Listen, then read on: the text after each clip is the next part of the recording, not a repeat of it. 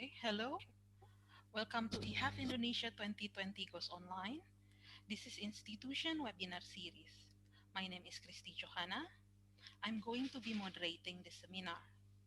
This webinar is going to be presented by Aarhus University from Denmark. Miss, the university representative will do the presentation. Please, for the representative, you can do your presentation.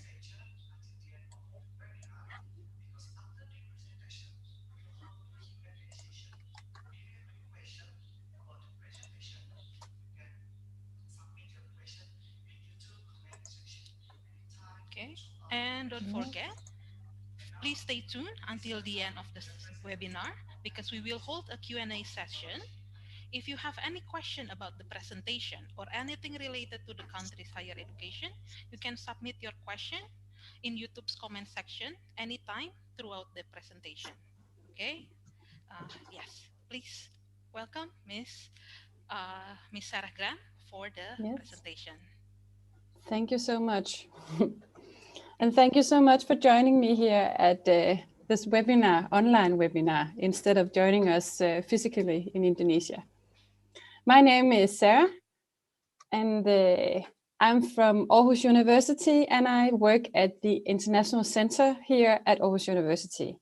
And I would like to give you an introduction today on our STEM programs, so primarily our engineering and technology programs.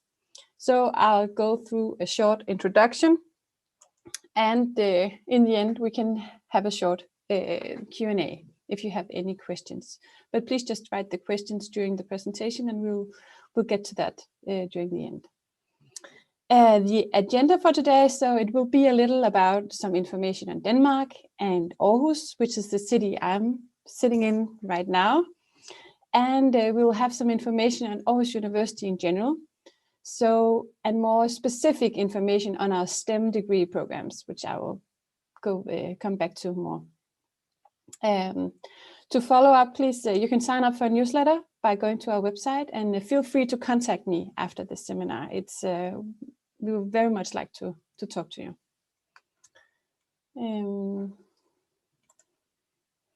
So, Aarhus University is a quite old university. It was founded in 1928, so it's almost 100 years old. We have around 38,000 students here at Aarhus University. In the background, you can see our beautiful campus, which has been voted one of the most beautiful campuses in the world. And we have around 4,000 international students here as well, doing their master's degree, coming on exchange, and from over 120 different countries in the world. It's because we actually have more than 50 master degree programs and a few bachelor degree programs in English. So it's a possibility to come here and join our study programs together with Danish students, but you're always taught in English.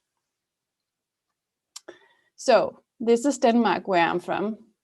So it's a small country, but located in the middle of Europe.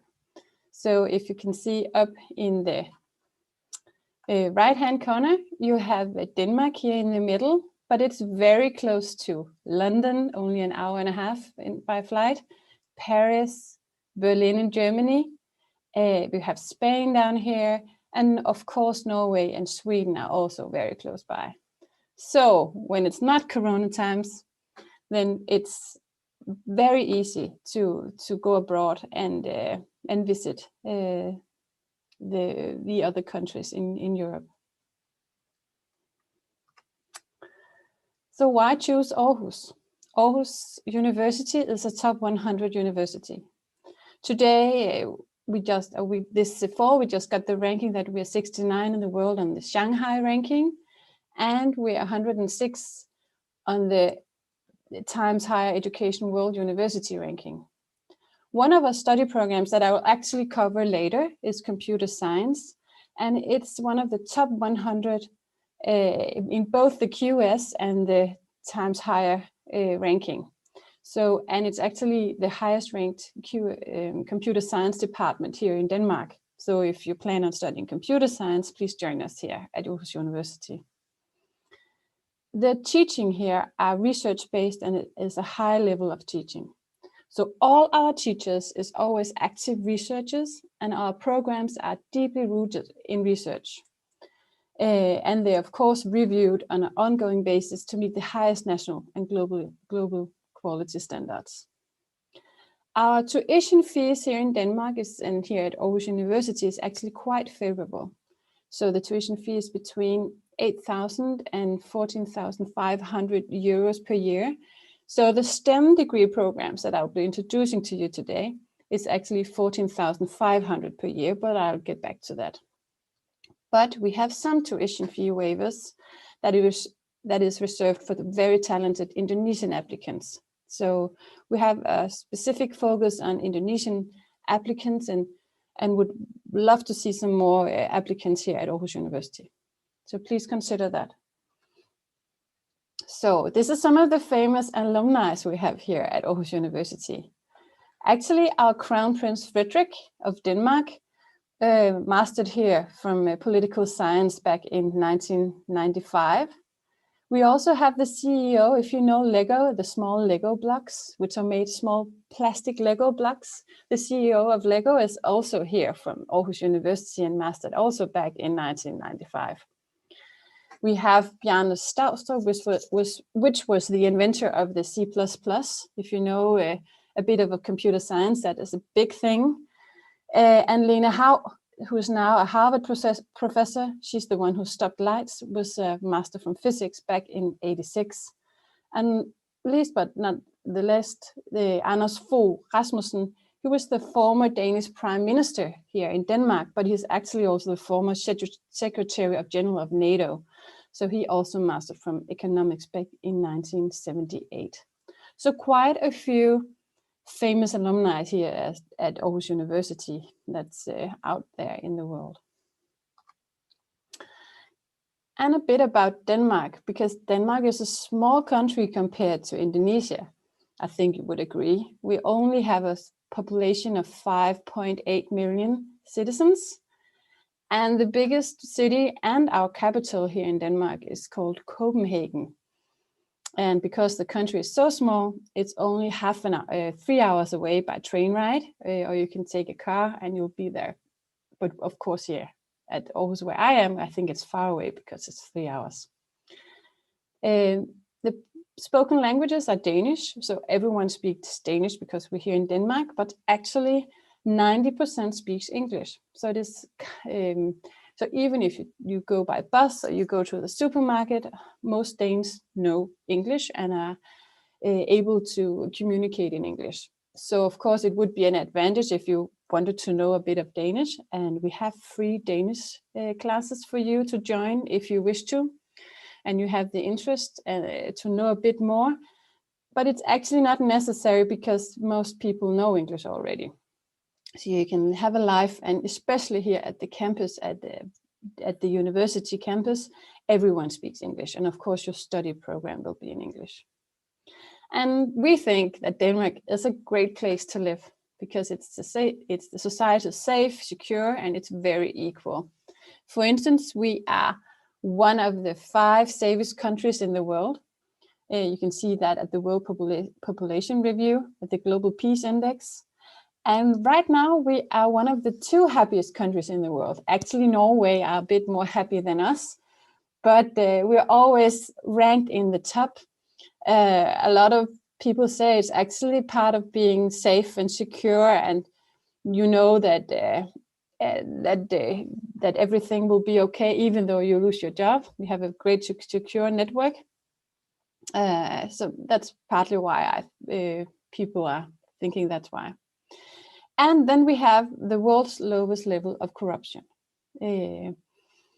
So that's a bit of facts from here from Denmark. And the picture I brought with you today is actually from the deer park, just close by. You can go to the deer park. Aarhus is very close to nature, and you can actually feed the deers and give them some carrots. So it's the picture over on your right. And a bit more fun facts about Denmark.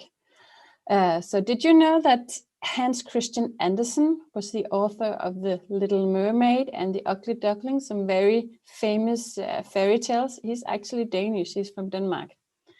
And Denmark is second to only the Netherlands worldwide when it comes to biking.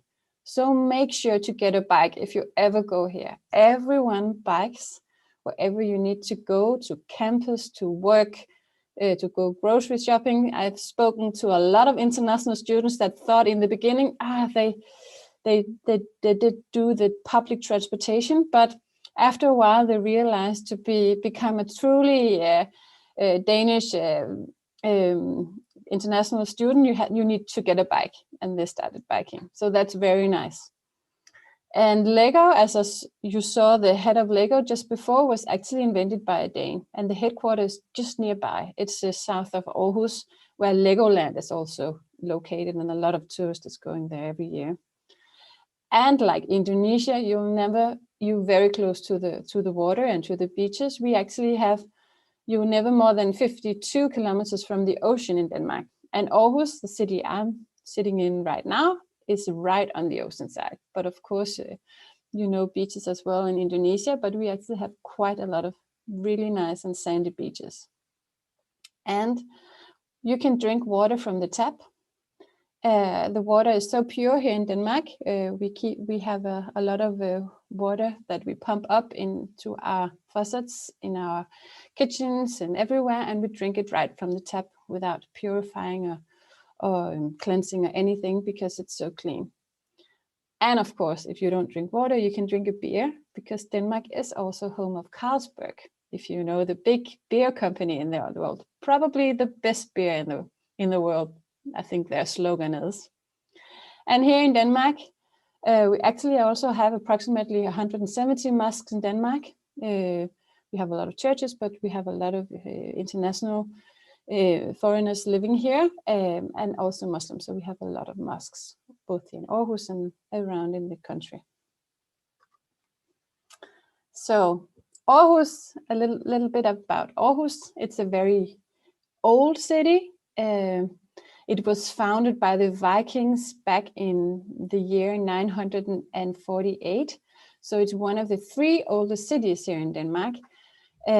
But actually it's the youngest city in Denmark measured by age. And the population is 350,000 people here. So it's the second biggest city in Denmark.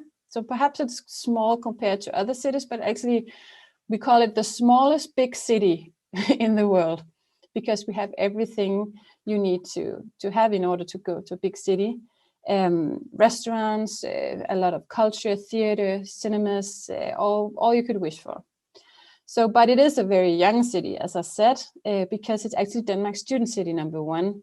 So besides from Aarhus University, where if you remember it, we have around 38,000 students, there's actually 52,000 students just here in Aarhus. Because we have a lot of other people that educate as well. If you have other interests, you should look into that as well. And it's actually, because it's a university city, 33% of the people living here in Aarhus are university educated.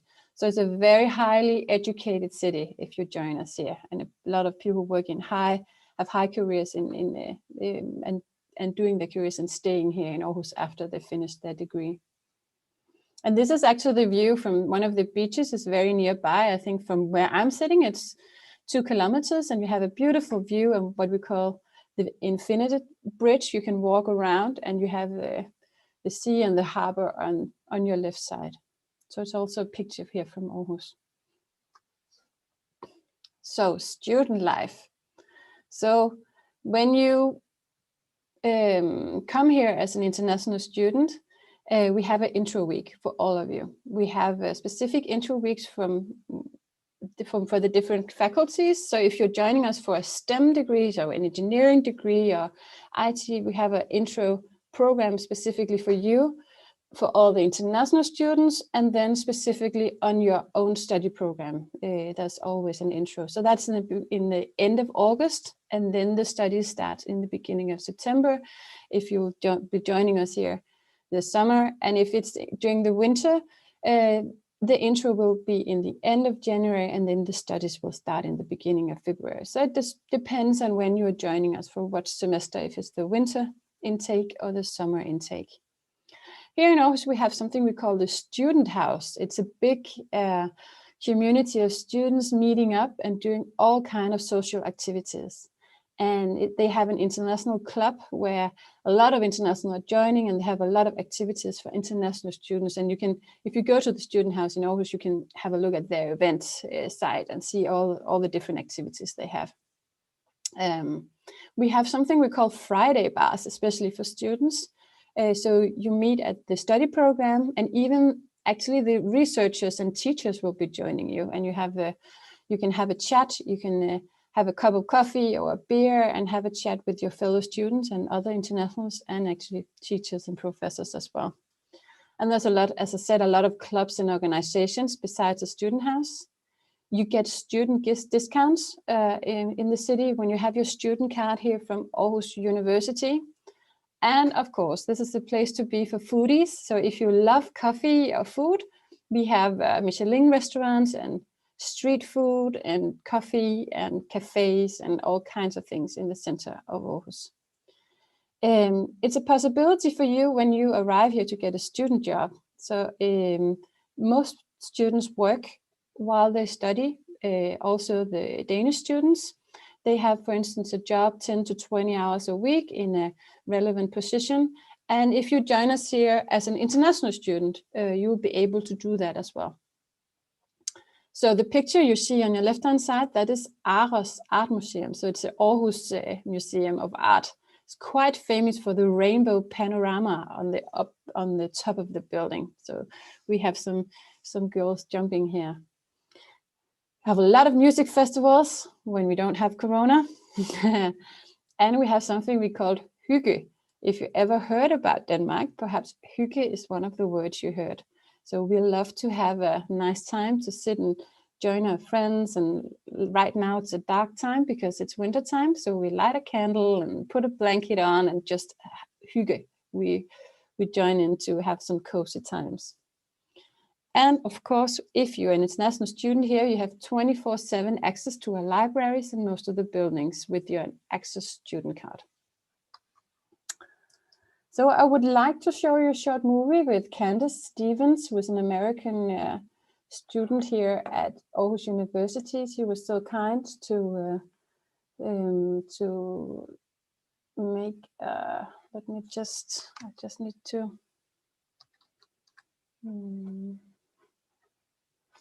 I'll just find it. Just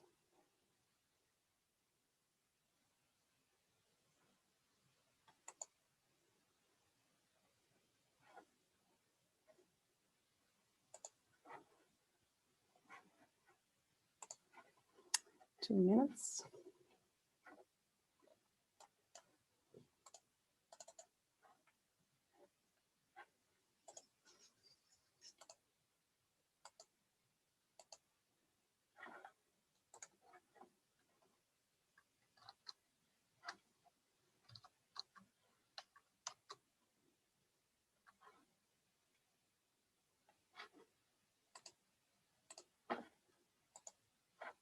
I'm so sorry, I'm having difficulties finding my things here.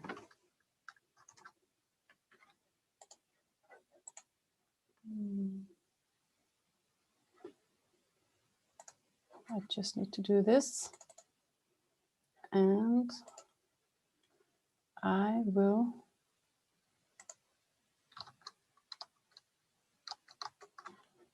try and share my screen again. I think this is, can you see my screen now? Yeah, let me try and see if you can hear the video. You see it?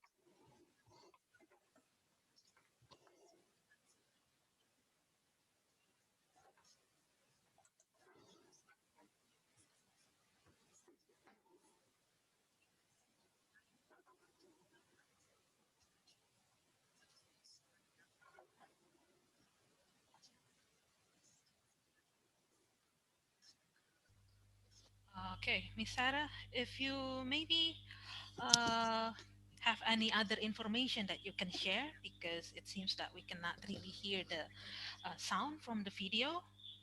Maybe if there any other information, or we can move to the Q&A section.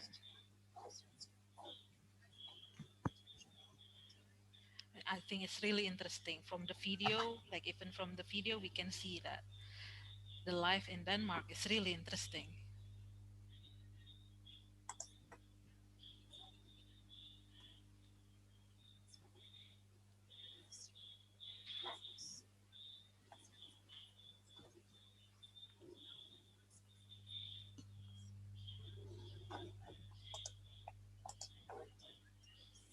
Okay.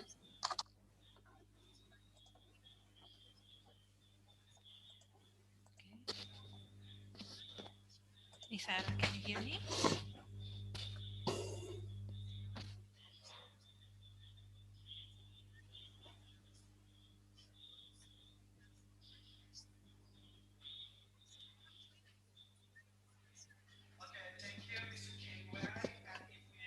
Miss Sarah, can you hear me? And I was told you might have problems hearing the Yeah. sound. Yes, we were testing it just before but apparently it's not the same. So I was just told I have 10 minutes left. Yeah, So maybe let we can me. move to the Q&A section. Yes, let's do that. Okay, I already gathered some questions from Yeah. the YouTube chat. So we have first question. Um, for bachelor degree, is there a Yes. minimum IB score to enter? Like this is a specific question from an IB student, I guess. Yes.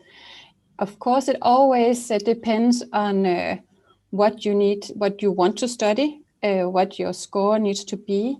But I know I have some colleagues at business and our business school, Aarhus BSS, and they're actually doing quite a lot of presentations for IB students. So I think if you send me an email to sarg at au.dk, I can send you an email to her, and she will be able to tell you the exact amount, because I know it's very easy for us here at Aarhus University to look at your scores and say if you're eligible to get in here at a bachelor's degree. And usually it's not a problem if you're from an international school. Okay, thank you for the answer. So there's the next question. Someone asking about MBA program or economics program. What kind of Yeah. program that Aarhus We do not, University? unfortunately, we don't have any MBAs in English. We only have MBAs in Danish. So, but we do have economic programs. If you go to masters.au.dk, you can see all of our programs in English. And we do have an economic program as well. You can join and different business school programs, but no MBA, unfortunately. Okay. Okay, so another question. I think this is more to general question. For the international students that interested to work part-time, like is there any maximum working hours for them? Yes, if it depends on if you're here from the European Union or you're an international student coming from outside of Europe. I think it's around, I actually have it right here, I think. Let me just see. I'll just leave this on, and you can always write to me and I'll answer more specific, but you can get, it's around 20 hours a week you can work, and then you can work during the holidays. But you actually get a work visa. So if you're an international student here and you get to live and join us, you are allowed to work as a student. Okay.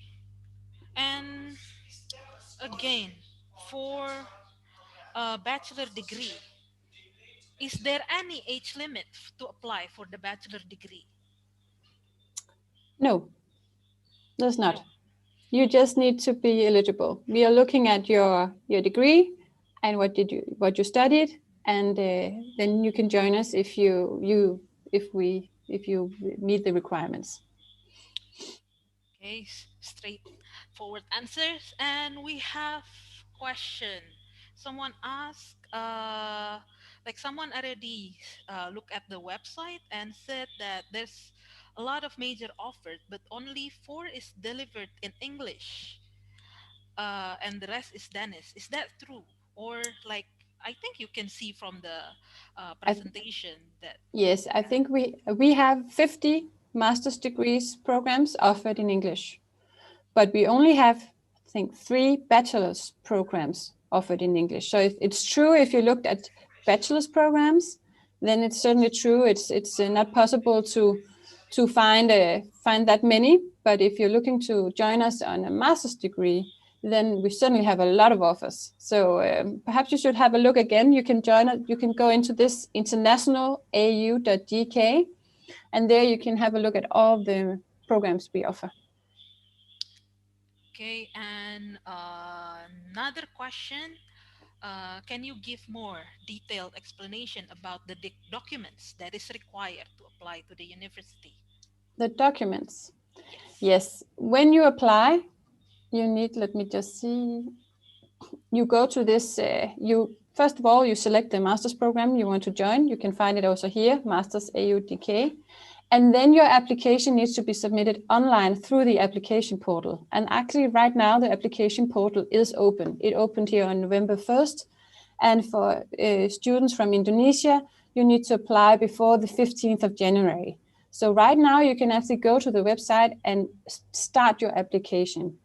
And it's true, in order to complete the application, you need to provide a lot of different documents. And you can see right here, I wrote this address. We have a whole description of the application procedure. For instance, you need to have your papers from your bachelor's degree uploaded, and your course descriptions that describe which courses you took on your bachelor's degree, and a grading scale, so we can see how to transfer your grades into something that our um, university understands. So there's a whole lot of documents you need. But if you have any specific questions, don't hesitate to contact us. You can write to me, or you can write to some of my colleagues at the application office. And I think I have it right here. The admissions office is always happy to help regarding questions like this.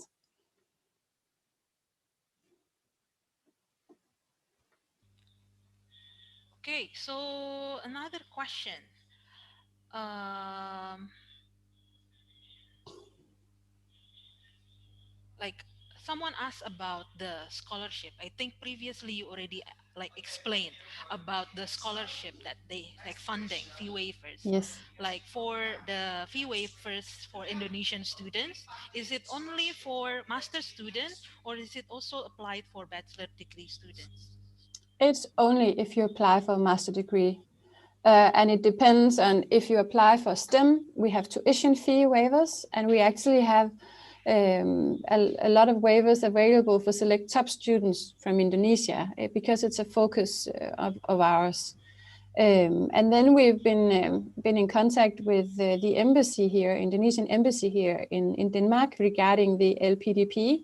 And Denmark is currently not on the list, but but they told us that Indonesian students are still able to study here in Denmark and get full support of the LPDP, as long as you, as an applicant, can provide supporting documents and that your preferred major at, for instance, Aarhus University ranks top of the field of your studies. And most of our study programs certainly do. And right now we are in contact with the embassy. So if you have any also questions regarding LPDP, please contact us, and we will make sure to bring it forward to the embassy. But our tuition fee waivers and scholarships are only available for select top students at the master's degree level. Thank you for your answer, Miss Sarah. Okay, next question. Um, what about the English requirement score? Like, do you need a TOEFL, or like do you require an IELTS score? Yeah, I have it right here. So yes, you need to do an English language test. It could be either TOEFL, and you need to score 83 to get in, or you can do your IELTS, where it's 6.5. There can be the Cambridge or other English tests. It's just important that it's not more than 2 years old. If you did not do your English test yet, you can submit, when you do your application, you can submit that you actually applied to do it, and then you need to submit your English language test in May. So you can actually wait to submit your results from your English language test if it's a problem to get the test results before the 15th of January. But we just need to know that you actually have booked an English test. So the receipt from your booking is enough to upload right now. And then we just need your test results before the 1st of May. Okay. Again, thank you for your answer. What about the length of the study for the bachelor degree program and then for the master program? Like, what is the The length link? of the yes, the length of the study? Yes. You can go to this page here, internationalau.dk. And if you click education, you will be able to see both the bachelor's and the master's degree programs, and you choose what you would like to see. We also have summer university. We have different kinds of offers, and you can see everything on this page. Okay. So, for like this is like the question already started to get more specific. Yes, Um, so that's okay. like, is a bachelor degree holder in history eligible uh, to apply to for a program in human security?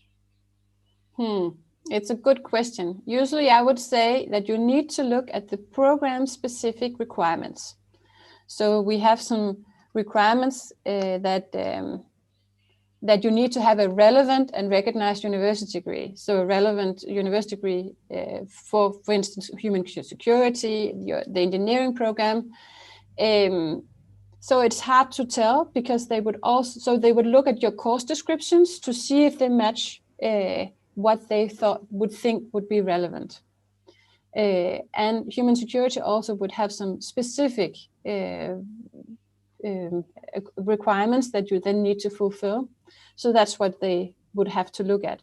But usually, if it needs to be relevant for the human, and if it's hard for me to tell which courses you did as a history student, so it would they would look at your course descriptions and see if you're eligible.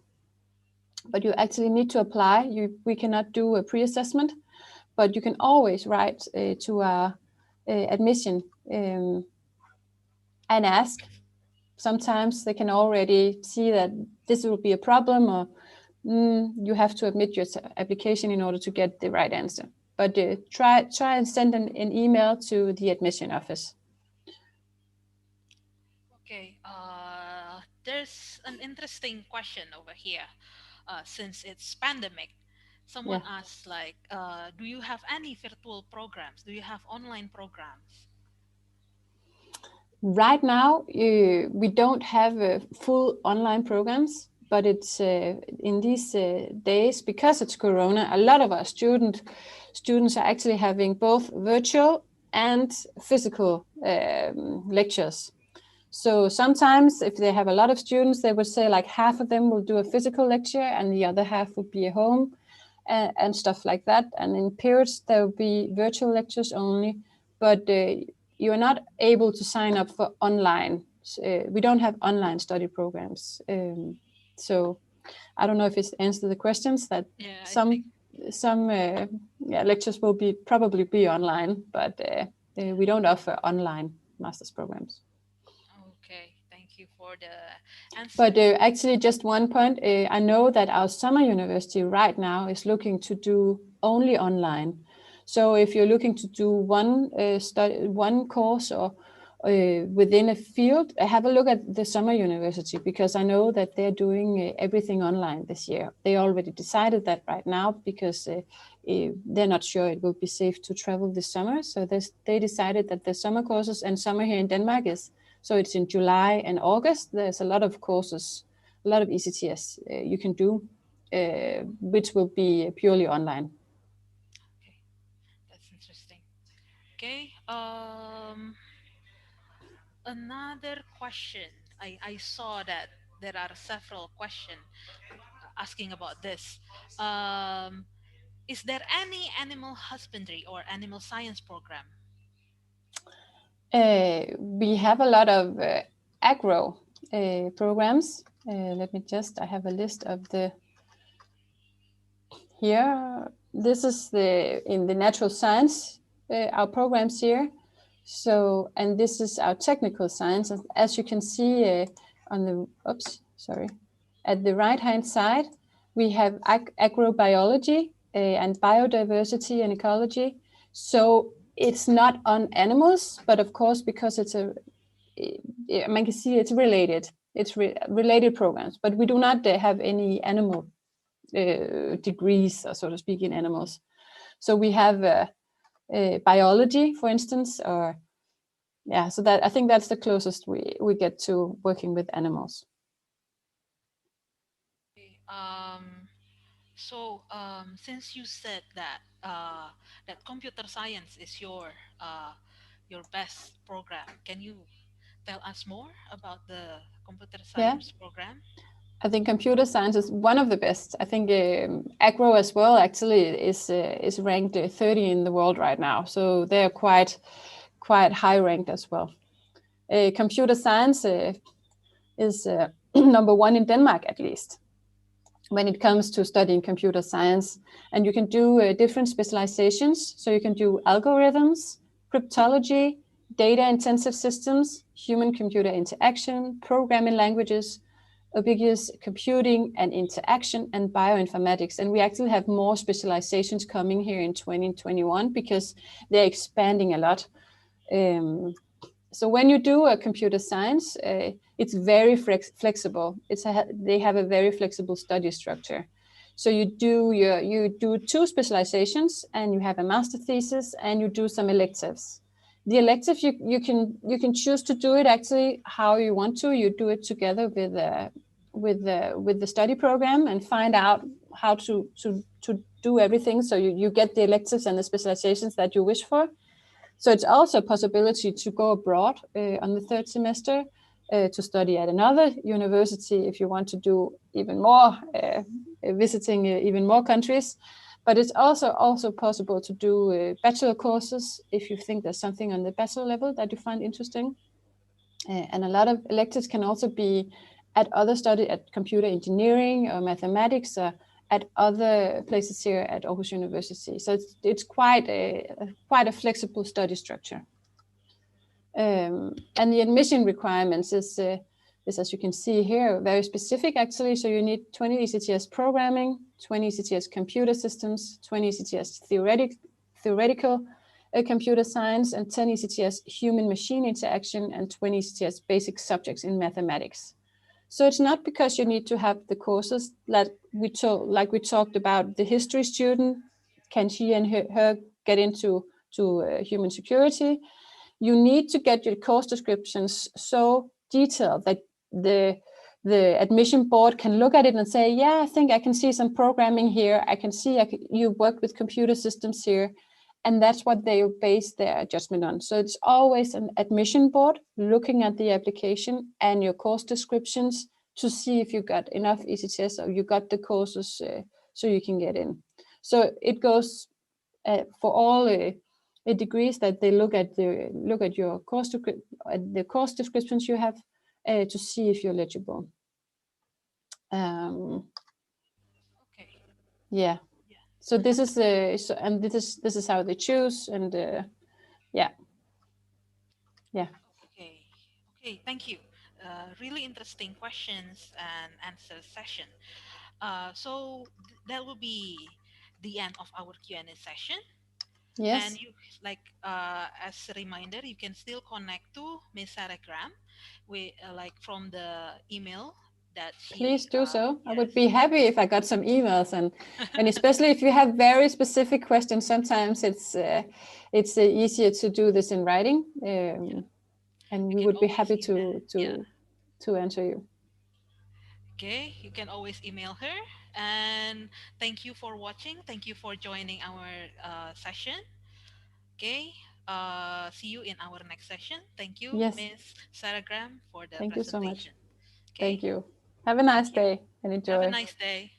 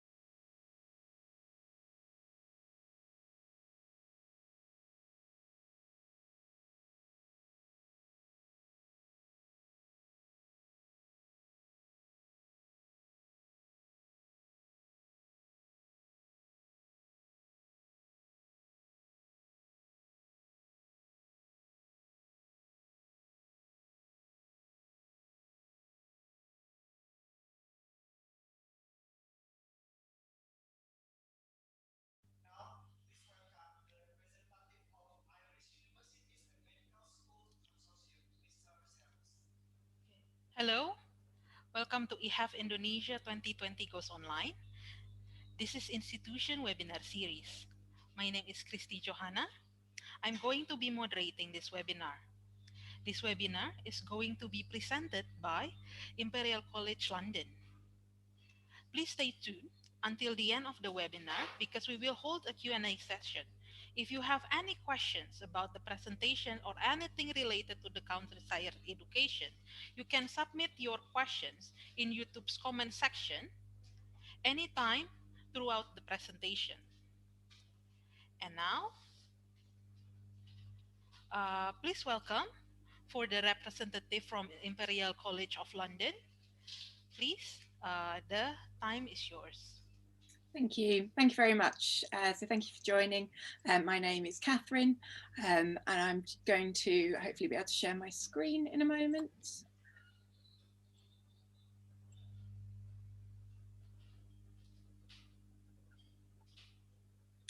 So 1 second.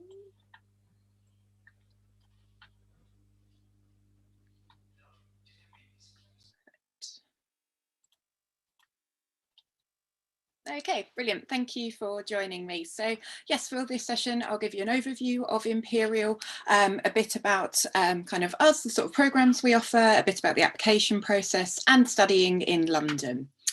So about us overall, we are quite unique in the UK, being solely focused on science, engineering, medicine and business. We do have a very wide range of programmes in those areas, which I'll talk about more a little bit later. We're kind of a medium-sized university for the UK, so around 20,000 students and about half undergraduate, half postgraduate. If you look at the rankings, you'll generally see we're pretty good at what we do. I said we're focused, we're also pretty good at what we do. So you look at the world top 10, top 5, and you will see Imperial generally amongst those very highly ranked universities. And the rankings can be important to kind of start thinking about, but a couple of ones I like to mention that I think really sort of talk about us as an institution and who we are is the fact that we have been voted the UK's most international university by Times Higher, and that's because of our very diverse student body. So well over half of our students come from outside the UK, and that's from over 135 different countries. We also have very diverse teaching staff as well, and also we collaborate widely internationally as well with international partners in research and also student exchanges. We have also been voted the UK's most innovative university as well. So that's for the support we give our staff and our students in terms of kind of enterprise and entrepreneurship. And more students are kind of carving their own paths with their own startup companies as well. And I'll talk about more what options might be available to you as a student a little bit later, as we really do think that our students are incredibly bright and will be able to make a difference to the world around them and really kind of come up with novel solutions to fight big world problems.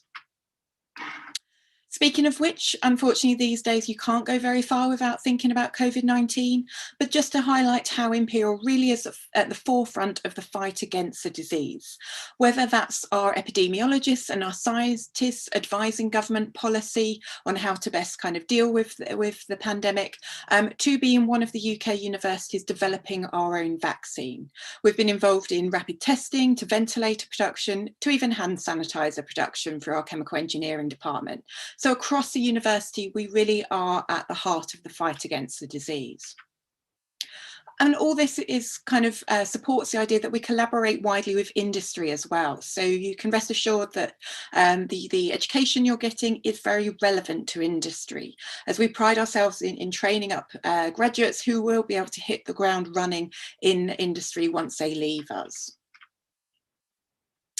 So we are located in the heart of London. It's a great student city to be in. So if you have had the ability to come and visit London, you may well have walked past our doors without realising it. So we're in the beautiful part of South Kensington, next to the Natural History Museum, the Science Museum, the Victoria and Albert Museum.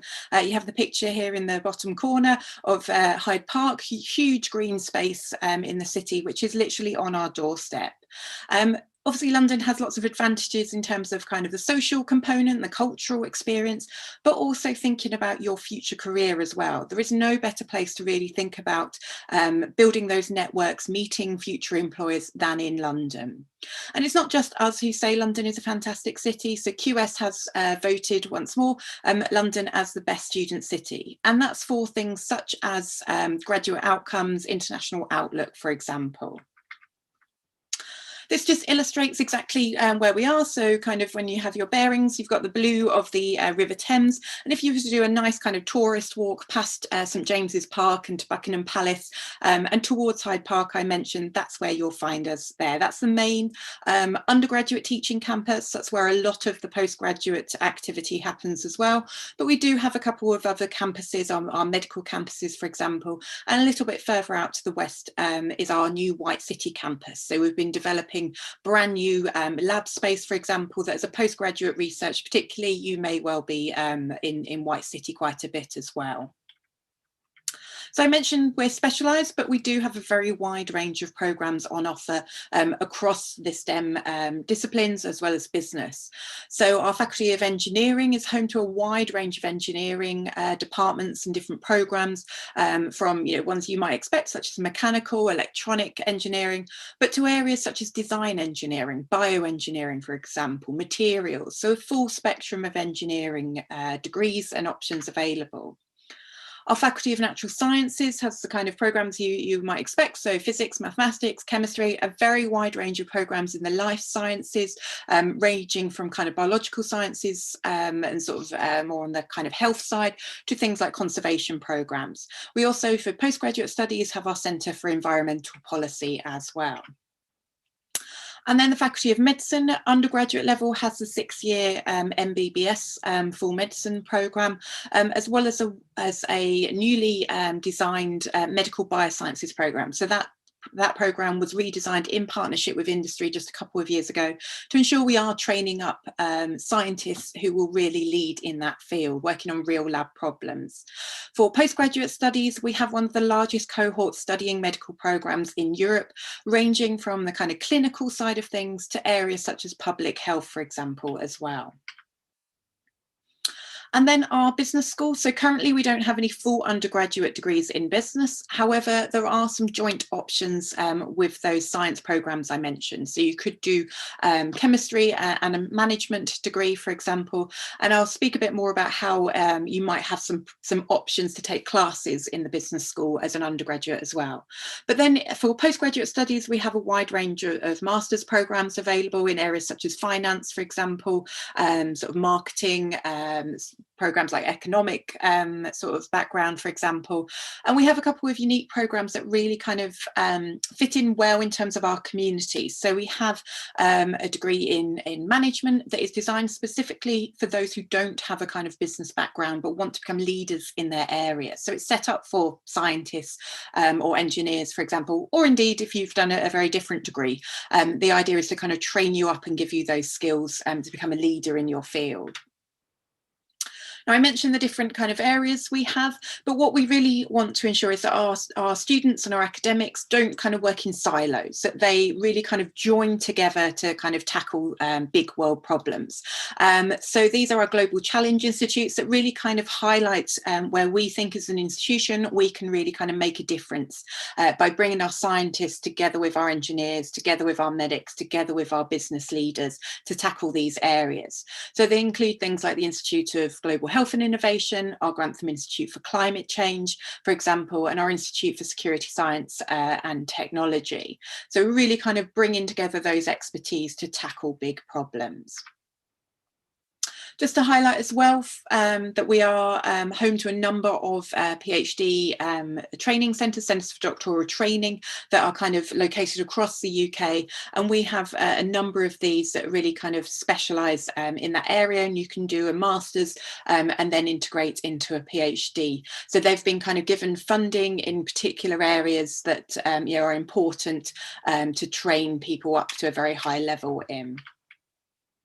And we do really pride ourselves in terms of kind of really enhancing your time with us. So yes, you'll be doing kind of, you know, a high quality degree, but we want to make that as versatile in kind of the learning experience, and to give you lots of options to kind of, you know, go beyond just kind of your pure studies. Our curriculum is research led, so you are getting taught by academics who are leading in their areas, and this kind of feeds down to you in the classroom.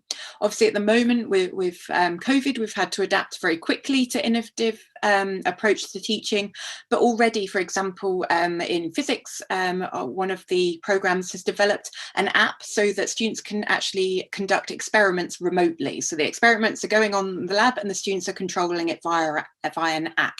So we're constantly looking to kind of improve the experience and be really innovative in terms of the teaching we deliver. For undergraduates, this includes the fact that we've introduced our iExplore programme. So yes, whilst you will be studying a science or an engineering degree, this enables you to take a class outside of your department. So you could look, for example, to business for professional engineers and scientists. You could do another STEM-based programme, but then you could also do something like philosophy or a language to just give you a more of a kind of rounded experience. We also are one of the few UK universities to offer the Europe scheme, the Undergraduate Research Opportunities Programme. So you can get involved in research that is going on at Imperial, or indeed in other kind of institutes in London, for example, or we have the international leg of that, the IROP scheme. So that enables you to go to one of our international partners like MIT, for example, and take part in a research opportunity during the summer.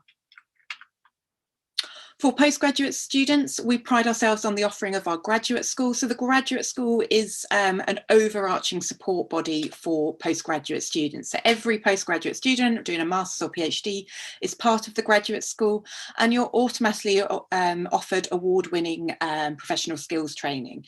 So whether that's to kind of support you develop your research skills, presentation skills, for example. So it's just another way to ensure that you are making the most of your time studying with us and able to make the most of your degree. Now, I mentioned the fact that we've been voted the UK's most innovative university, and a big part of this is the opportunities that we give to our students. So all these things I'm going to talk about are available to every single student with us, whether you're studying kind of undergraduate mathematics or postgraduate business. You can have, you do have access to all these options. So, traditionally, if you're studying an engineering degree, you may have access to some quite exciting equipment, for example. But perhaps if you are doing a more theoretical program, you wouldn't have the opportunity to use things like 3D printers, laser cutters, woodwork, metalwork machines on a maths degree, for example. But we want all our students to be able to make their ideas into a reality. As I said, we really do think our students are incredibly bright.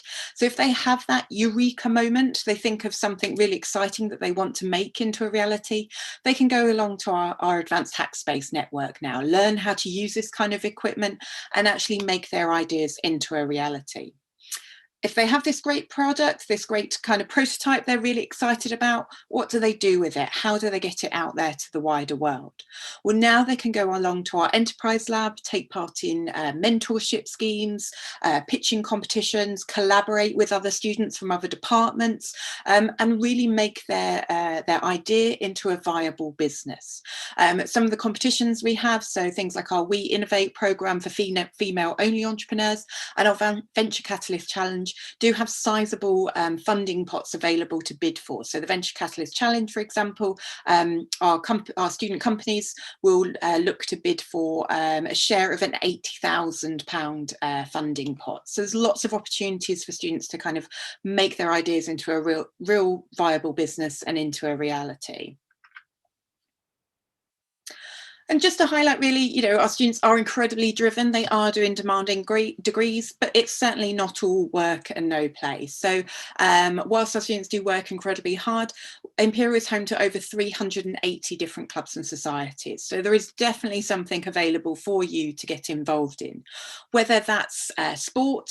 So we have our swimming pool, our climbing wall, badminton courts on campus. We also even have our own varsity match week once a year, where students of all kinds of different sports, from to football, to rugby, to athletics, our medics compete against the rest of the university. So sport's certainly something you can get involved in. We have orchestras on campus. We are next to the Royal College of Music, and students can use their practice rooms. Being a technological university, you can also get involved in things like our robotics society, our drone society, for example. But if you just want to kind of meet new people and sit around and kind of engage socially, we also have a tea drinking society, to be very British. So there's lots of opportunities for you to meet new people and try new things. And this is just to kind of give you an idea of the sort of facilities we have. So I mentioned, our swimming pool, our climbing wall, for example. We have a recording studio. We also have our multi-faith chaplaincy as well. And I mentioned that the music rooms, as well as the catering outlets on campus as well. So there's lots of kind of opportunities available on campus. So now a bit about the application process. So firstly, talking to anyone interested in our undergraduate programmes. First of all applications are via UCAS, so we are only on UCAS. So all applications will come to us via that. In terms of the academic background, the vast majority of times we'll be looking for either A-levels or the IB, or perhaps if you're at an international school, for example, doing the French baccalaureate, we also accept that. You will see that we are on the higher end of things in terms of the entry requirements. I'd also recommend that you have a look at our online prospectus, as you will see the individual degree programmes, as there will be a little bit of a difference between the different options. So mechanical engineering, for example, will have a slightly different entry requirement to biological sciences. But overall, we're generally on the higher end of things, but also do, of course, take note of the very specific subjects we'll be looking for in those qualifications. So most of the engineering all the engineering programs will need some sort of maths component, perhaps physics, whereas the biological sciences would be looking at biology and probably chemistry, for example. The majority of the application is on those academic qualifications.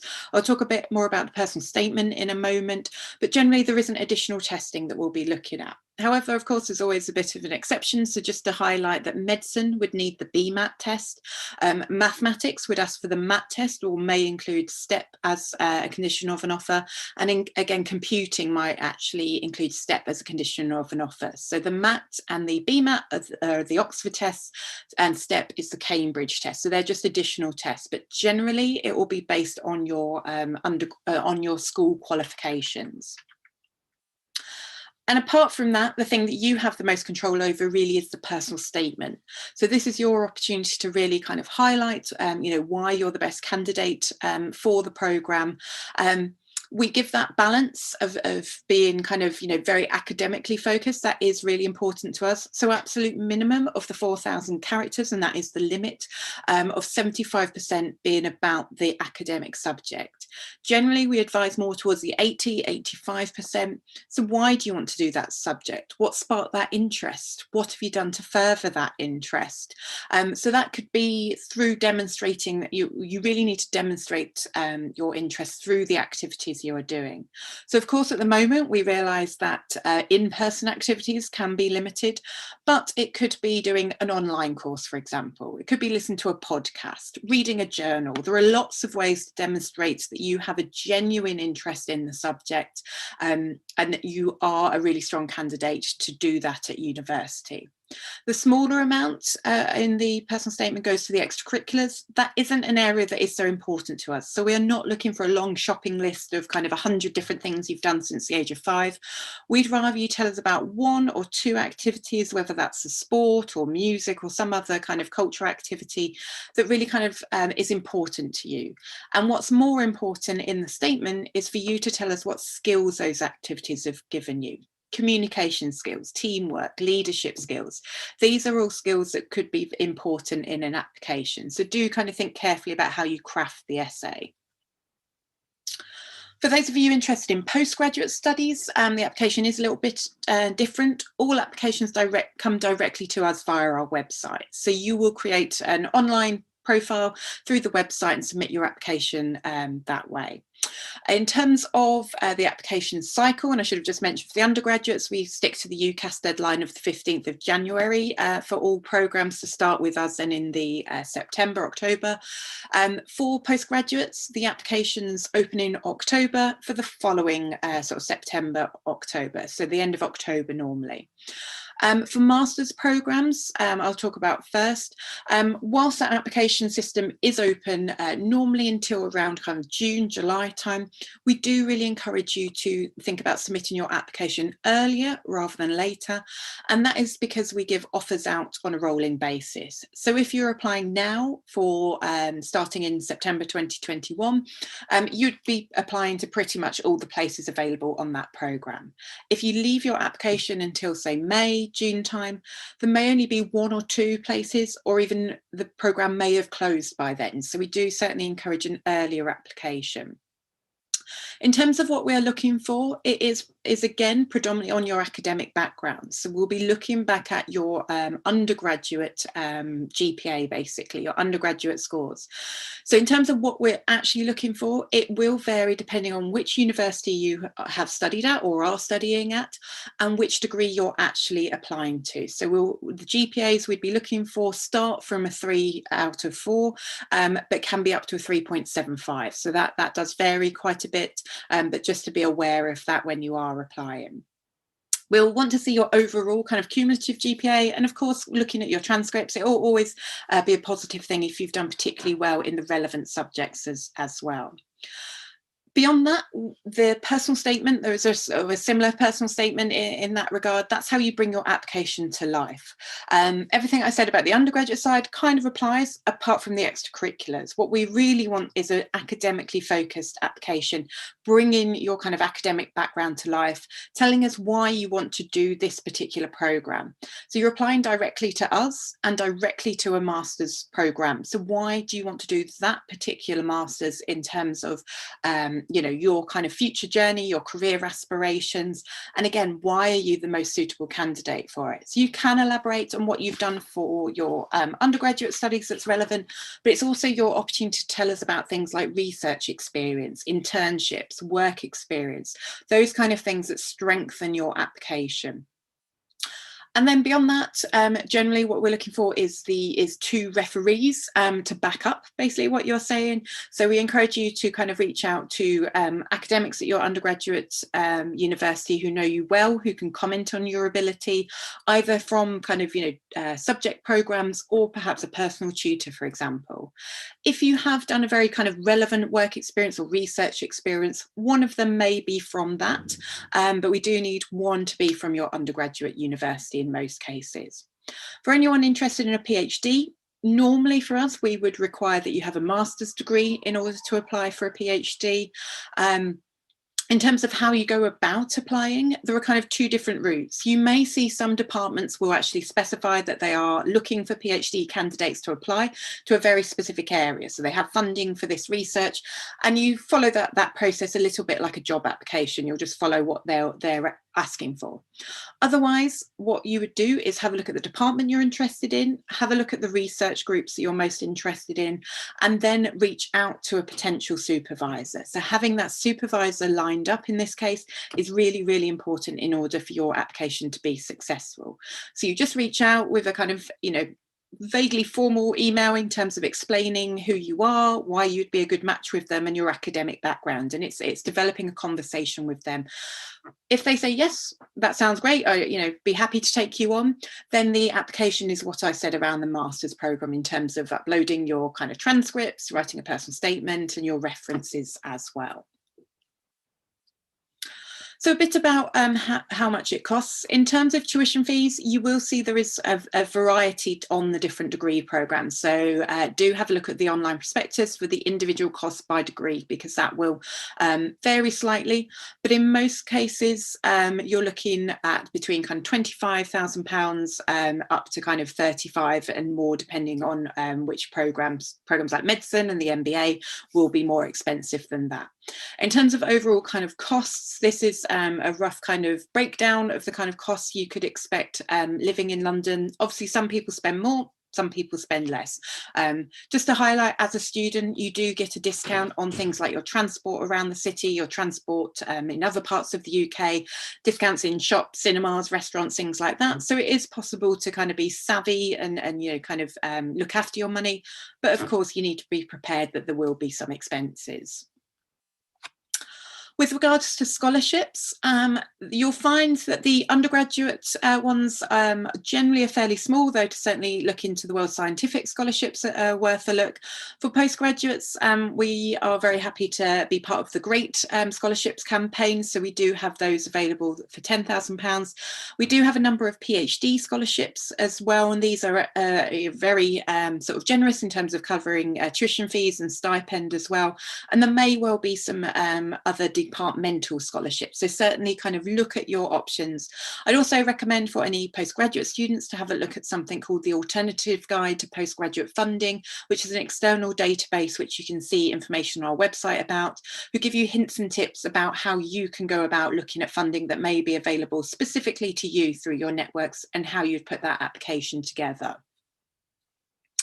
In terms of accommodation, just to say for first years, we do guarantee housing for undergraduate first years in our halls of residence. Some of these are right next to campus, some are a little bit further away. You don't have to stay with us, but many students do tend to do that for their first year as that kind of settles into university life. After the first year, we support our students in looking for housing, and this applies then for graduate students as well. We do have some graduate only halls of residence through an external company called GradPad, but many students will actually look at private housing after that. So our Imperial Home Solutions site is a really great resource for that. So for example, landlords will be advertising vacancies that will have been vetted, so you can be confident about them, and our student hub have a dedicated accommodation service to support you in looking for housing as well. Obviously the benefit of London is that it is a big student city, so there are a number of private providers if you want to have that dorm environment where you may be staying with students from other universities as well. So London definitely has you know, a range of options available. So I mentioned the student hub, but just to mention a few of the other kind of support areas for you. So as an undergraduate student, you'll be given a personal tutor. So they are there to kind of really support you in ensuring that you are able to make the most of your time and able to kind of make the right choices in your degree. As a master's student, you have your course director, and as a PhD student, you have your supervisor. But then external to the department, there's our independent advice centre, our student union run, our counselling services, and also, of course, at the moment, you know, concerns around kind of access to healthcare. So just to say, as an international student, you will have to pay as part of your visa process the NHS surcharge, but this means you have complete access to healthcare once you arrive. So you don't need to look at kind of having to organise expensive additional medical insurance, for example. You would have access to NHS care the same as anyone else would in the UK. So that's a really good you know, availability for you. We also do have a dedicated international student support team, so they will be the ones who will sort of guide you through applying for your visa even before you arrive. And then when you are actually on campus, they do things like a welcome event, sort of they look to allow international students to network more and kind of meet. They do sort of organise trips to historic houses and the theatre, for example. So again, it's just an additional support for you as an international student. We also have our fantastic careers service who are there from day one for you to reach out to. So whether that's kind of talking to them about doing an internship, and a lot of our students will do an internship during their time with us, to kind of getting involved in large employer fairs. So we have 9 large fairs on campus each year, and you can rest assured that employers really do kind of want our students. So they're very big popular events with employers who are very relevant to our students, in industries that are very relevant. All of this support, such as our online vacancy service that offers international vacancies as well as UK ones, is available for up to 3 years after you graduate as well. In terms of working after you graduate, just to highlight as well how the UK immigration system is changing. So students graduating from next year will actually be able to automatically stay in the UK to look for work for 2 years after their studies for undergraduate and masters, and 3 years for PhD students. So that's a great opportunity to again kind of think about some work experience. kind of all of that support I mentioned kind of feeds into the fact that we have very good kind of rates in terms of student and graduate employability and starting salaries. So as I said, you can rest assured that our degrees are seen as highly valuable, our graduates are seen as highly employable. So you are putting yourself in a really strong position. And our students go on to do a wide range of things across the globe. So yes, in engineering, the motor industry, for example, we have, kind of astronauts coming through kind of from science programs. But as I mentioned, more and more students are kind of taking that sort of entrepreneurial journey and carving their own path. So for example, Dr. Fai Ong has started up his own business based on a hand stabilizing glove to help people with Parkinson's disease.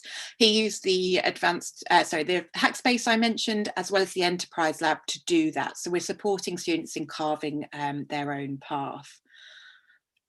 And our students, as I said, join a network across the globe. And just to highlight how there is an additional now support platform to do this called Imperial Plexus that you'll have access to once you leave us. So it's just another way to keep connected, make new connections with fellow alumni. So for example, if you land in a new city and want to kind of reach out and find out who's available, you can get connected through Plexus. Our graduates are also putting things like job vacancies online, as they kind of know how hard you will have worked to graduate from Imperial as they did. So they'll want to kind of offer it to fellow alumni as well. Okay, so that is quite a bit of information from me. Hopefully that was useful, but just to say, keep connected with us moving forward. We are doing lots of online information sessions, webinars. We have things like a chat to our student scheme as well, so you can talk to our current students, and of course keep connected via social media as well. Also have the contact details for my colleague Jenny, who looks after our student advising in Indonesia, so do feel free to reach out to her directly as well. But I think that's all from the slides now. I'm very happy to take any questions. Okay, thank you. Thank you very much for your presentation. It's quite really rich presentation, and it's actually already covered a lot of questions that us in the chat room. But then we will begin the Q&A session.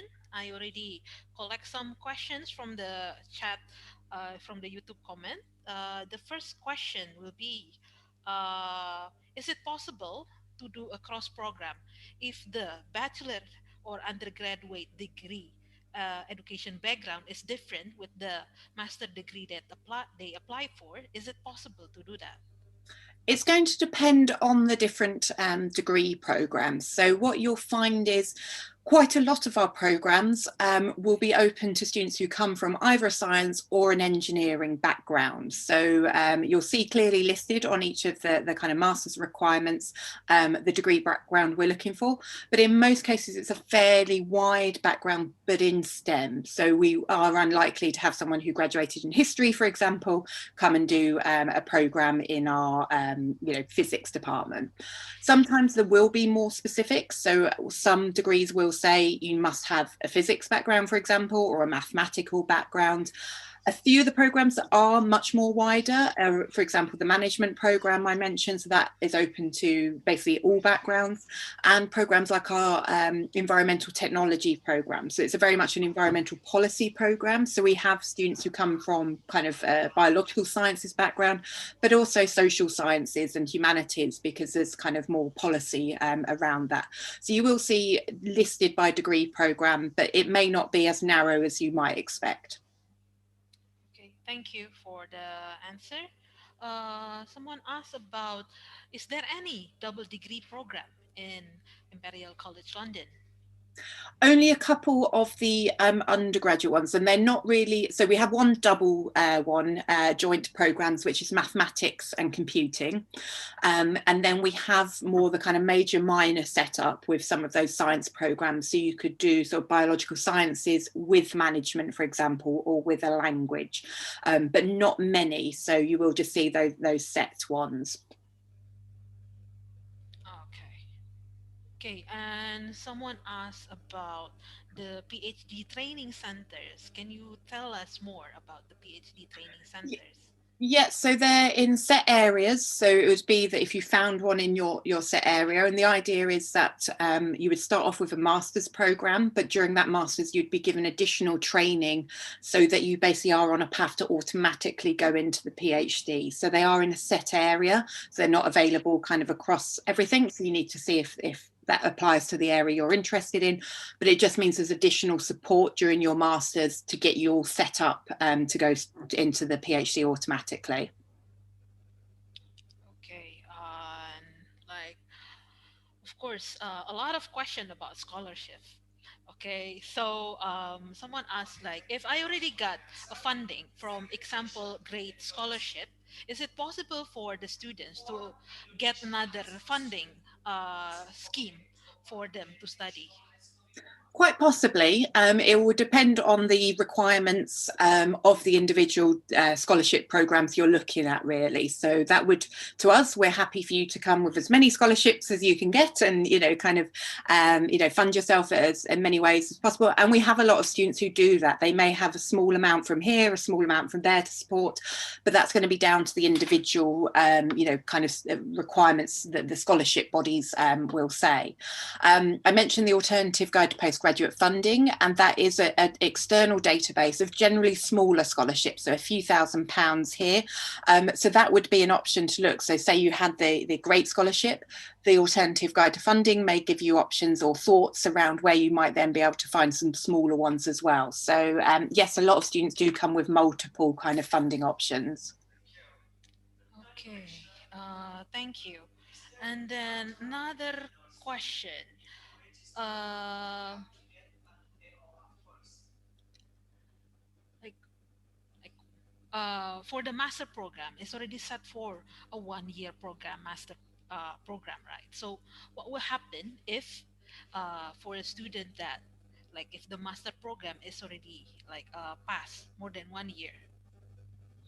So really, the masters is set up that you would only finish in that 1 year. So it's a little bit different to say in the US, where there's kind of a bit more flexibility around things. Ours is in a sort of set structure, so that with a MSc program, generally you would have 2 terms of teaching, so lecture based kind of learning, and then a research project at the end. And you have a deadline to kind of submit your research, a deadline to submit your papers and everything. So the only way that it would continue would be, for example, if you failed and you maybe did a resit, but it's set up that it would be finishing that 12 months. So it is a full kind of 12 months that you're technically a student with us, but it's all set up in a way that you would, finish your lectures at Christmas with one group, then you would have lectures until kind of the summer term with another. So it is quite set in the way it's set up. Okay, thank you. Another question. Previously, you already mentioned about partnerships with industries. What kind of partnership is it like available for master students? So I guess it's kind of a lot of it is research collaboration. So more kind of what our academics are getting involved in. But what that means is that it feeds down into the curriculum. So I mentioned, for example, the medical biosciences program. That curriculum was kind of redesigned a couple of years ago because we found that we weren't our graduates maybe weren't quite so prepared to hit the ground running when they left us. So the curriculum was designed so that they were working on lab problems that industry were working on. So they were very much prepared to kind of hit the ground running. It may be that your research kind of projects you might do in a master's that might have the option to do some with industry. It will depend on the different degree programs and the different departments and how they're set up. But basically, we as a university, we just have good relationships with industry, and we're making sure that our curriculum is very relevant, so that our students can hit the ground running when they leave us. Okay. Um,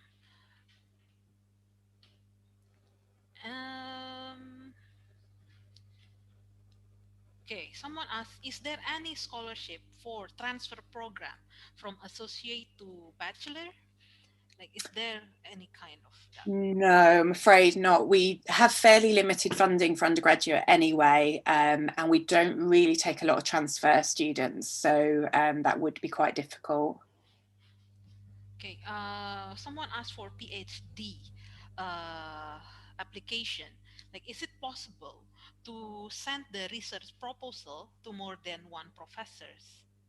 Yes, in terms of when you're looking for that supervisor, yes, you are very welcome to reach out to more than one. And actually, that process can take some time. Obviously, you know, the professors and the academics are busy, so they may take some time to come back to you.